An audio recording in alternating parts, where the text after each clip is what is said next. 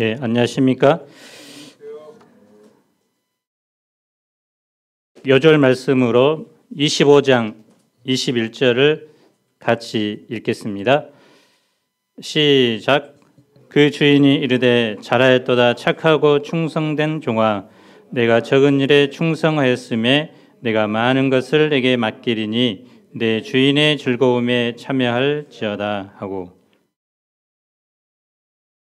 핸드폰 배터리를 충전하는 시기에 따라 어느 정도 성격을 짐작할 수 있다고 합니다. 다는 맞지 않겠지만 볼 때마다 계속 충전하는 사람은 남을 행복하게 하는 것을 좋아하는 사람이라고 합니다.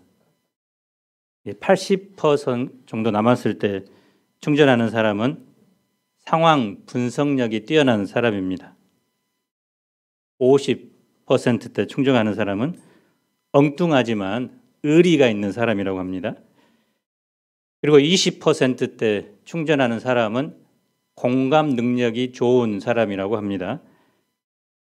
방전된 후에 충전하는 사람은 감정의 기복이 심한 이중적인 성격의 소유자라고 합니다. 우리 서아브라함 주니어 목동님은 몇 퍼센트 충전합니까? 볼 때마다 합니까? 예. 잠잘 때 충전. 언제 충전하든지 가장 중요한 것은 필요할 때 핸드폰을 충전하려면 배터리가 남아 있어야 합니다. 예수님께서 언제 재림하시든 늘 충전된 상태로 준비된 사람이 되려면 우리는 무엇을 해야 할까요? 제1부 열처녀 비유 1절로 13절입니다. 1절을 읽겠습니다. 시작.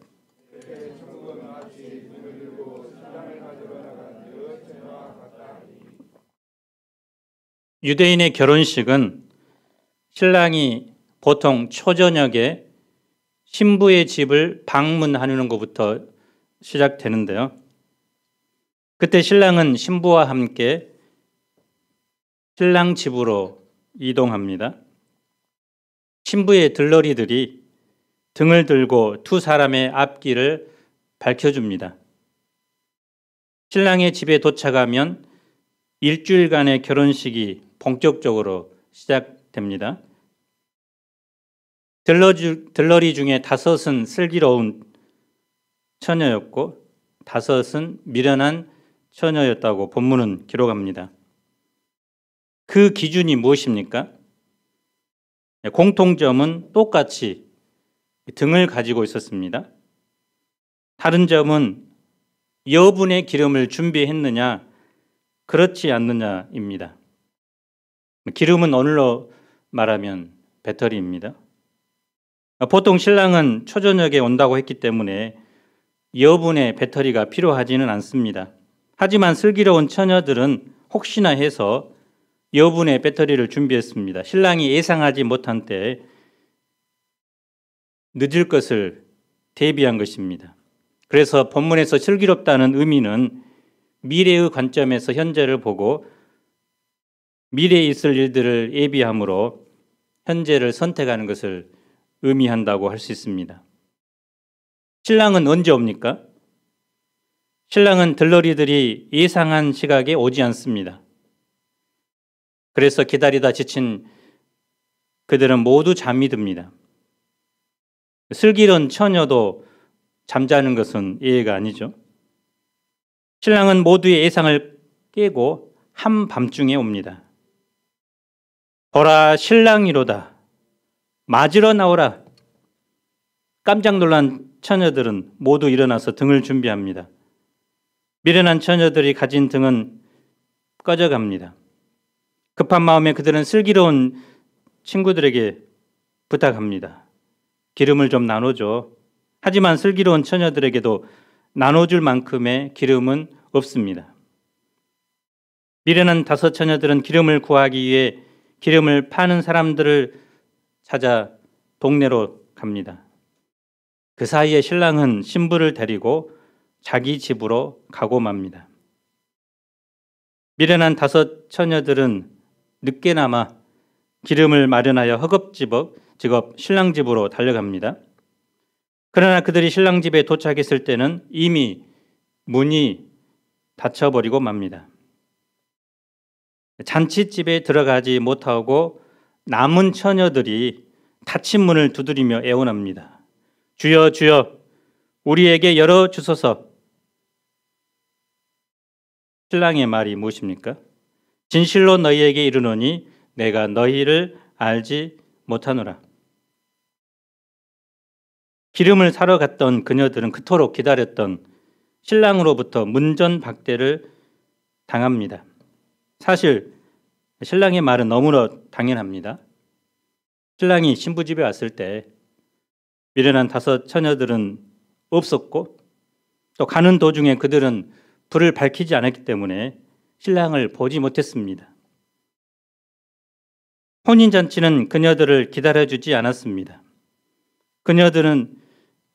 그녀들의 기다림은 헛된 수고에 불과했습니다. 본문에서 그녀들을 남은 처녀들로 불립니다. 결혼식 집 밖에 남겨졌기 때문입니다. 무엇이 그들을 이렇게 만든 것일까요? 13절을 함께 읽어봅시다. 시작.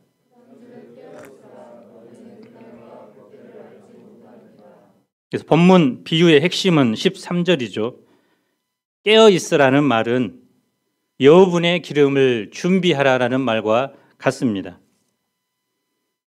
남은 처녀의 문제는 깨어 있지 못함, 즉 여분의 기름을 준비하지 못한 것입니다. 사실 그들은 제대로 자지도 못하고 쪽잠을 자고 신랑을 기다렸을 것입니다. 그럼에도 불구하고 그들이 가고 싶었던 결혼식에는 참석하지 못했습니다. 아예 처음부터 기다리지 않는 불신자들과 그 결과는 똑같았습니다. 얼마나 안타까운 일입니까? 물론 신랑이 조금만 일찍 왔더라면 아무 일이 없었을 것입니다. 슬기로운 처녀와 미련한 처녀 사이의 차이는 나타나지 않았을 것입니다. 신랑이 늦게 왔기 때문에 두 부류의 차이는 하늘과 땅만큼 벌어진 것입니다. 이런 이야기가 전해집니다. 스위스 고산지대에 어떤 새가 살았는데요. 별명이 날만새라고 합니다. 그 새는 따뜻한 낮에는 마음껏 놀지만 밤이 되면 추위에 떨었습니다. 하루는 새끼 새들이 아빠 새에게 사정했습니다. 아빠, 우리도 남들처럼 낮에 집을 짓고 밤에 따뜻하게 보내면 안 돼요? 아빠 새는 그래 알았다. 내일 날만 새면 집을 지으마. 하지만 그 새는 날만 새면 지난밤의 추위를 잊고 따뜻한 낮 공기를 즐겼습니다. 그러다가 밤이 되면 또다시 말합니다. 날만 새면 집을 짓겠다. 날만 새면. 그러던 어느 밤에 기습 한파가 닥쳤고 그 새들은 모두 얼어 죽고 말았다고 합니다. 지금은 그 새를 볼 수 없고 날만 새라는 이름만 내려오고 있습니다. 그래서 깨어있지 못하는 어리석은 사람을 빗댄 표현입니다. 오늘 비유에서 신랑은 재림하실 예수님을, 신부의 들러리들은 신자들을 가리킵니다. 그런데 신자들은 크게 두 부류로 나뉩니다. 첫째, 예수님의 재림에 대해 아무 준비도 하지 않는 사람들입니다. 이들 대부분은 한때 예수님이 오실 것이라는 열렬한 기대와 희망을 품었던 사람들입니다. 그런데 예수님이 자기 생각만큼 그렇게 빨리 오시지 않을 수 있음을 깨닫게 됩니다. 실제로 초대 교회 때는 예수님께서 이 세대가 가기 전에 오겠다고 약속하셨기 때문에 신자들은 예수님의 재림이 세대 안에 올 것을 기대했습니다. 그런데 10년, 20년, 30년이 지나도 예수님은 오지 않았습니다. 그 가운데 많은 박해, 또 세상의 유혹거리들이 있었습니다. 그들은 이제 더 이상 예수님은 오지 않는구나 하며 박해로 인해 또 유혹 때문에 배교하는 사람들이 점점 늘어나게 되었습니다. 그들은 예수님이 약속하고 그러나 오지 않기 때문에 정반대로 태도를 취합니다.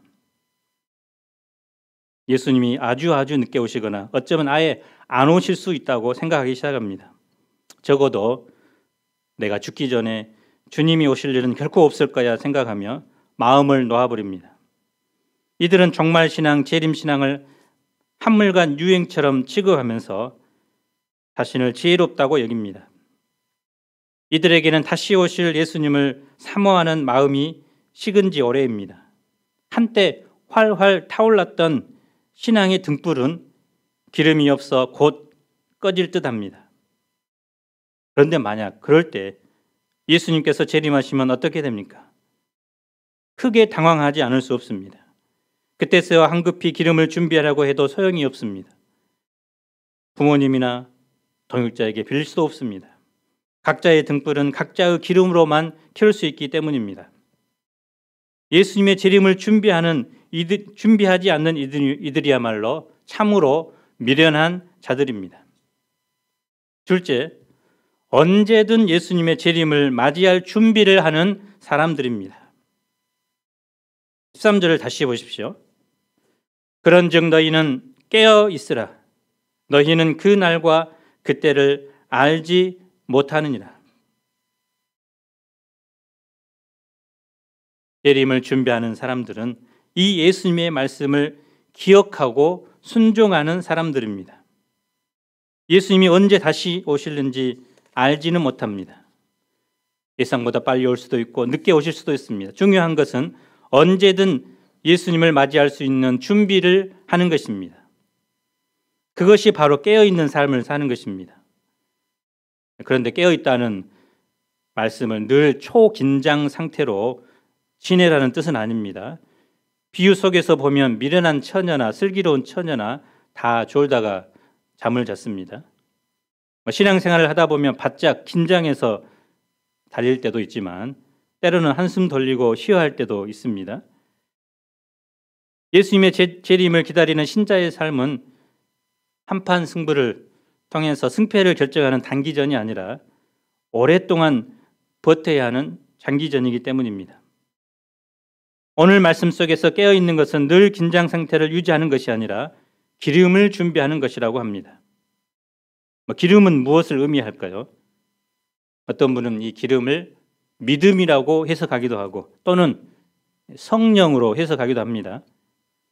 또 본문의 문맥에 살펴보면 예수님은 기름을 준비하지 않는 5 처녀에게 내가 너희를 알지 못하나라고 책망하셨는데 예수님과 미련한 5 처녀의 관계와 사귐이 없는 이 사귐이라고 말하기도 합니다.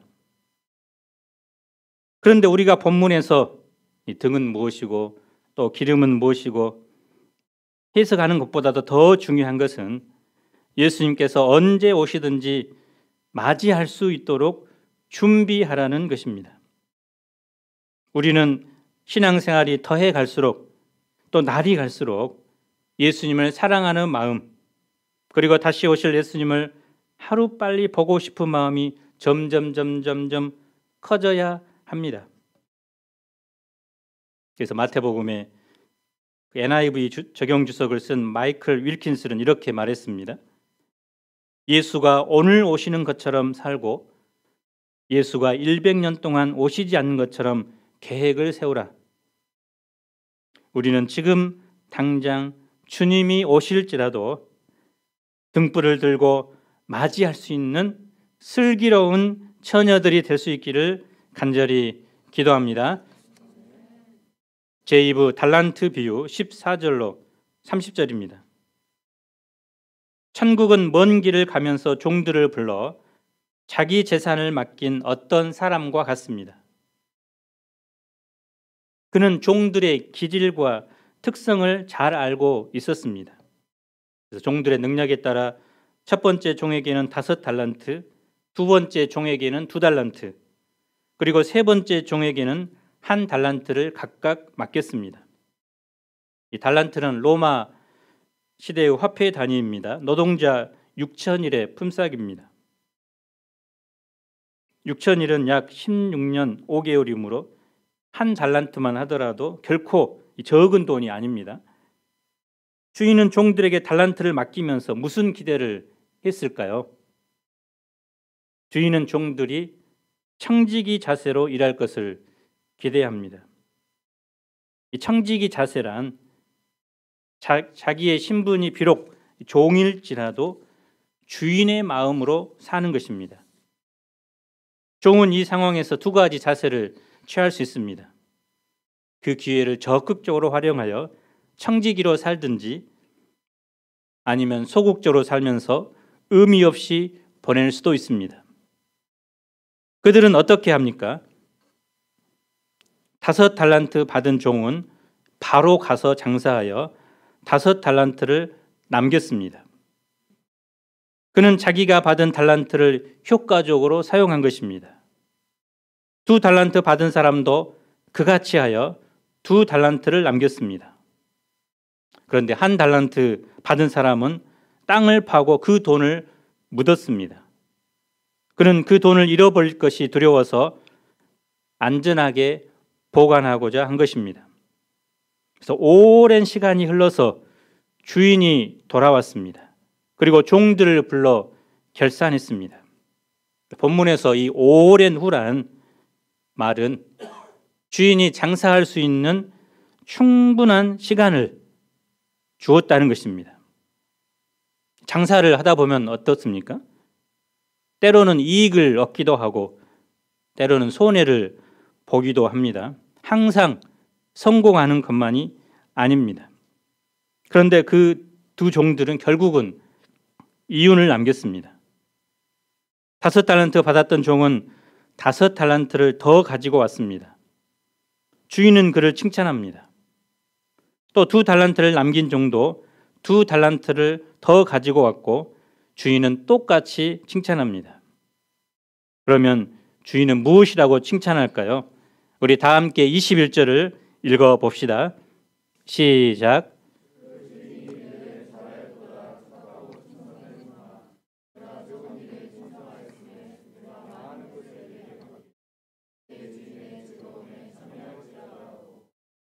주인이 종을 칭찬하는 핵심이 무엇입니까? 충성이죠. 충성된 종아, 또 충성하였음에. 종들은 주인이 맡긴 일을 신실하게 행했습니다. 근데 본문에서 그 일을 적은 일이라고 말한 것은 종들이 하는 일 자체가 적다는 말이 아니라 주인이 앞으로 맡길 많은 일에 대해서 상대적으로 적다는 뜻입니다. 종들은 그 적은 일에 충성했기 때문에 주인으로부터 칭찬을 받습니다.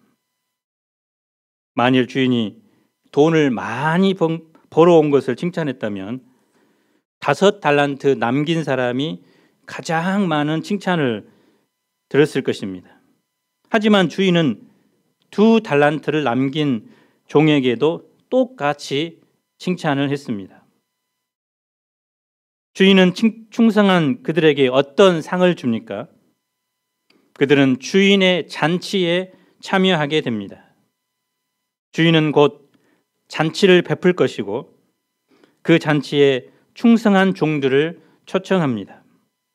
주인의 잔치 자리에서 함께 먹고 마시게 됩니다.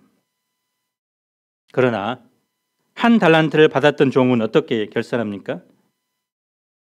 그는 오랜 시간이 지난 후였지만 아무 일도 하지 않았습니다. 그는 주인이 아무 수고도 하지 않고 남이 심고 뿌려놓은 것을 거둬들이는 지독한 분으로 알았기 때문입니다. 주인을 나쁜 사장, 갑질의 전형으로 믿은 것입니다. 그는 주인을 두려워하여 돈을 땅에다 묻어두었습니다. 그는 주인의 마음을 잘 알지 못했습니다. 주인은 그를 어떻게 대합니까? 26절을 보십시오.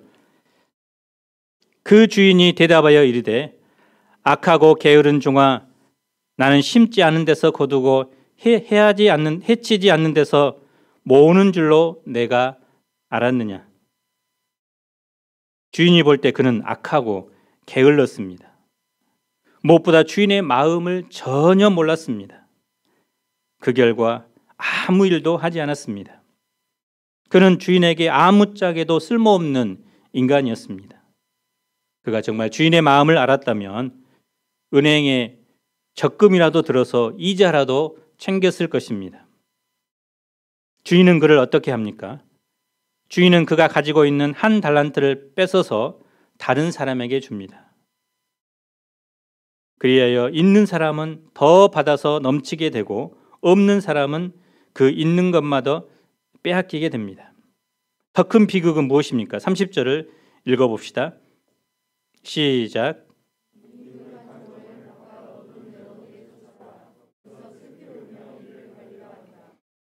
아무짝에도 쓸모없는 그 종은 악한 사람들이 사는 곳으로 쫓겨납니다. 그 종의 최후는 정말로 비참합니다. 이 비유에서 주인과 종은 누구를 말합니까? 주인은 다시 오실 예수님을 말합니다. 종은 예수님을 믿는 신자들을 말하겠죠. 악한 종은 누구를 말합니까? 예수님을 믿지 않은 세상 사람을 말합니까? 아니면 교회 공동체 안에 속한 사람을 말할까요? 세상이 아닌 교회 공동체에 속한 특정한 부류의 사람입니다. 그들은 마치 미련한 처녀와 같은 존재들입니다. 이 달란트 비유를 통해 우리는 무엇을 배울 수 있을까요? 첫째, 하나님은 능력에 맞게 각각 달란트를 주십니다. 세상 모든 사람들도 또 특별히 교회 공동체 사람에게도 남들과는 차별화된 능력을 가지고 있습니다. 이 차별화된 능력을 재능 또는 은사라고 부릅니다. 어떤 사람에게는 꿀 성대를 주셔서 아름답게 주님을 찬양할 수 있습니다. 어떤 사람에게는 느리지만 거북이 같은 꾸준함을 주셨습니다. 어떤 사람에게는 영어를 잘하게 하셨고, 어떤 사람에게는 말을, 어떤 사람에게는 섬김을 잘하도록 하셨습니다. 이런 은사와 재능을 주신 목적이 무엇일까요? 그 은사를 적극적으로 활용해서 이 땅에서 빛과 소금으로 살아라는 것입니다. 무엇보다 복음 역사에 최선을 다하여 섬기라는 것입니다. 하나님께서 내게 은사를 준 목적은 나 혼자만 잘 먹고 잘 사는 것이 아닙니다. 그 은사를 쓰지도 않고 묻히고 썩히는 것도 잘못입니다. 내게 주신 은사를 적극적으로 활용하여 내가 속한 공동체를 풍요롭게 하고 더 나아가 복음 역사에 유익을 남겨야 합니다.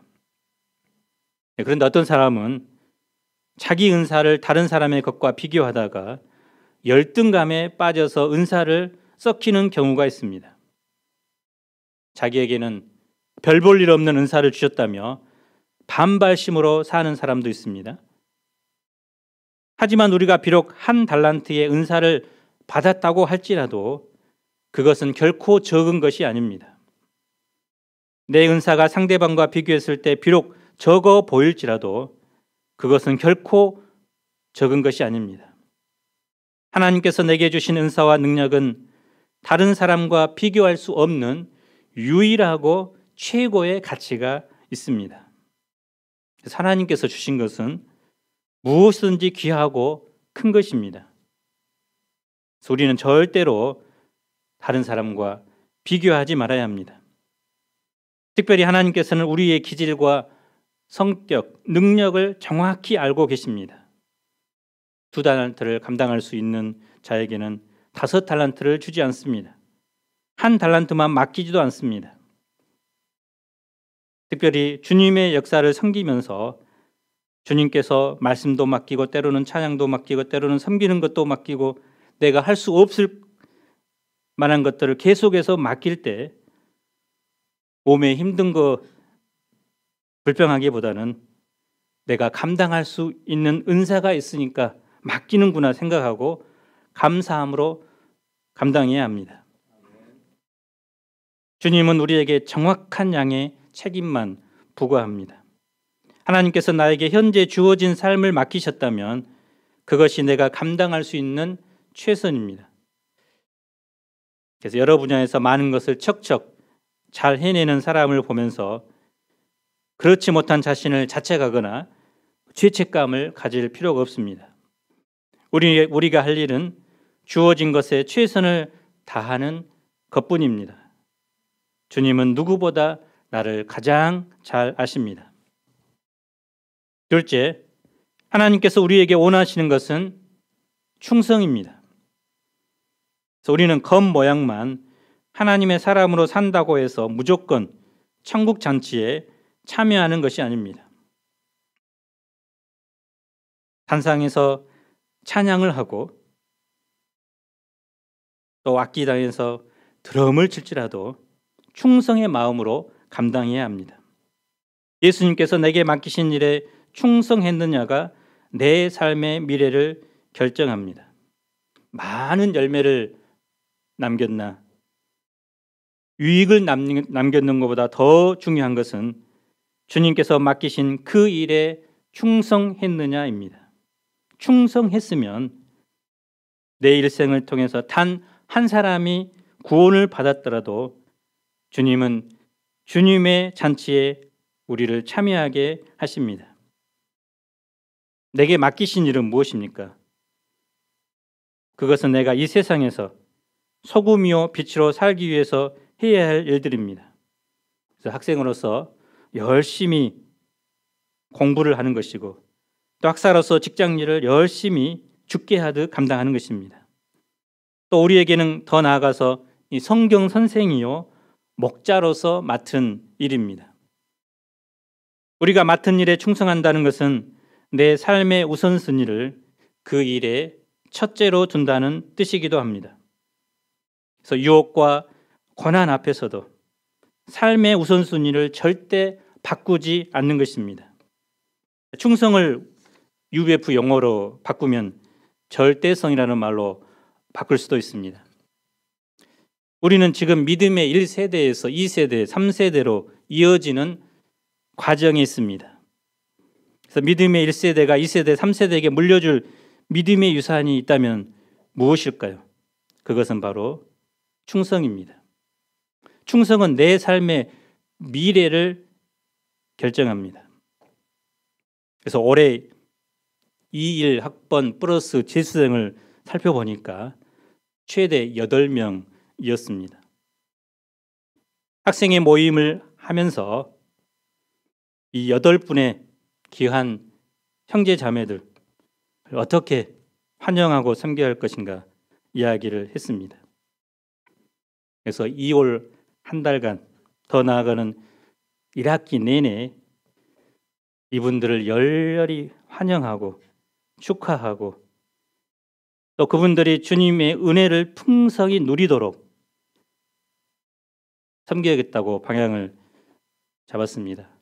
그래서 2월이 되면 이제 다다음 주에 UBF로 올라오는데 올라오자마자 핸드폰으로 기프트콘을 쏘고 또 식당에서 맛있는 식사를 대접하고 또 부담을 주기보다는 그들이 우리 모임에서 기쁨을 누리고 또 행사가 아니라 정말 사람을 섬기는 마음으로 감당하고자 방향을 잡습니다. 3월 달부터 요한복음이 시작되는데 학생회에서 2월 한 달간 요한복음을 미리 이제 통독을 하고 또 요한복음의 전체 개관을 스케치하고 또 통독한 사람들에게는 차등을 두어서 이제 현금을 쏠라고 지금 계획하고 있습니다. 그래서 말씀에 대한 기대와 설렘을 가지고 신학기를 출발하고자 계획하고 있는데요.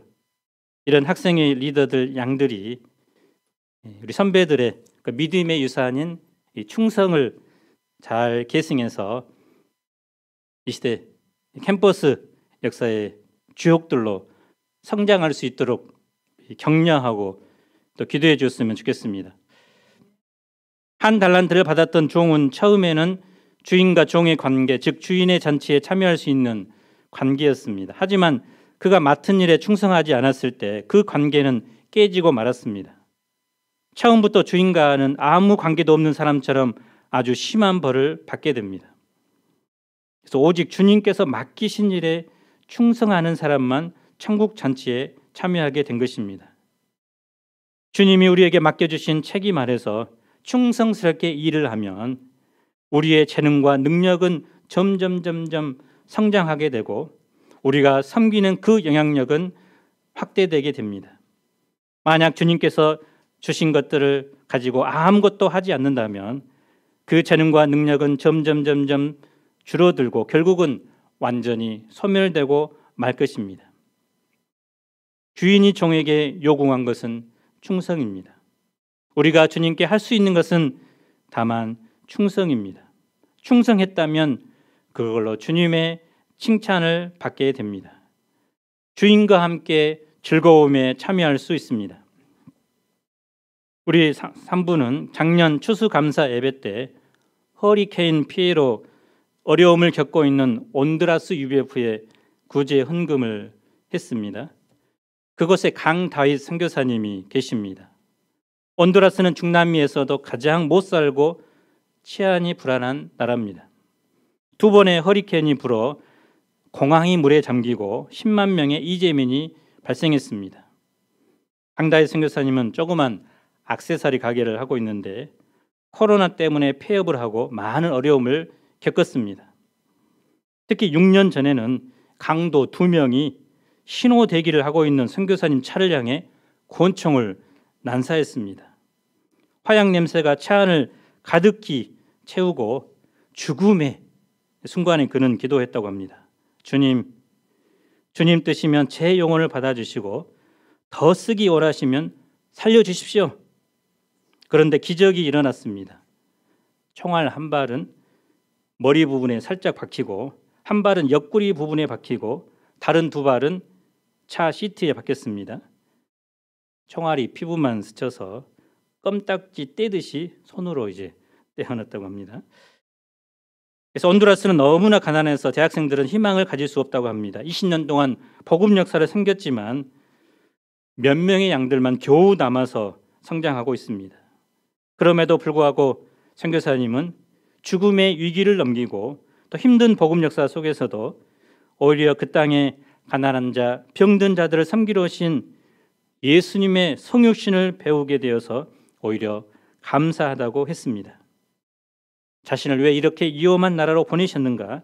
왜 이렇게 양들은 소망이 없는가 하며 슬픈 생각, 원망에 빠지기보다 그 나라를 사랑하고 하나님께서 보내주신 영혼들을 묵묵히 섬기고 있습니다. 그래서 이런 분들이 하나님 앞에서 착하고 충성된 주님의 종들이라고 할 수 있습니다. 우리가 올 한 해는 각자 처소, 삶의 현장에서 주님께서 내게 맡겨주신 일들을 묵묵히 충성하는 삶을 살 수 있기를 기도합니다.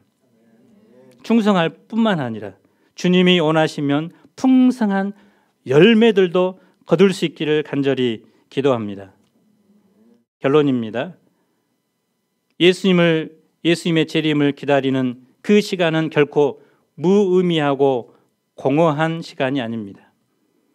주님을 위해 이익을 내는 기회의 시간입니다.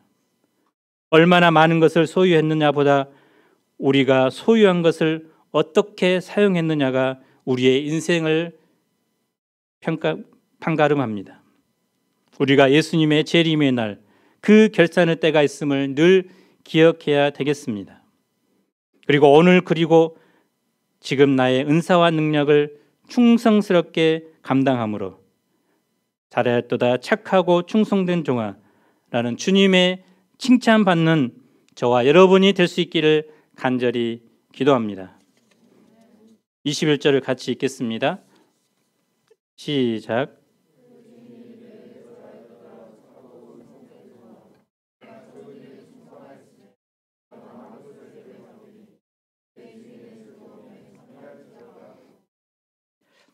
거룩하신 하나님 아버지, 우리가 언제 주님이 오실지 모르지만 언제 주님이 다시 오실지라도 주님을 맞이할 수 있는 깨어있는 슬기로운 다섯 처녀들이 되게 도와주십시오. 주님께서 우리에게 각자 가장 합당한 달란트와 재능과 능력들을 우리에게 주셨는데 그것들을 적극적으로 장사하여 충성스럽게 감당함으로 잘하였도다 착하고 충성된 종아 칭찬받는 저희가 되게 도와주십시오. 우리의 삶을 통해서 하나님이 원하시는 풍성한 열매를 맺어드리는 그런 삶이 되도록 축복해 주시기를 간절히 기도합니다. 예수님 이름으로 기도합니다. 아멘.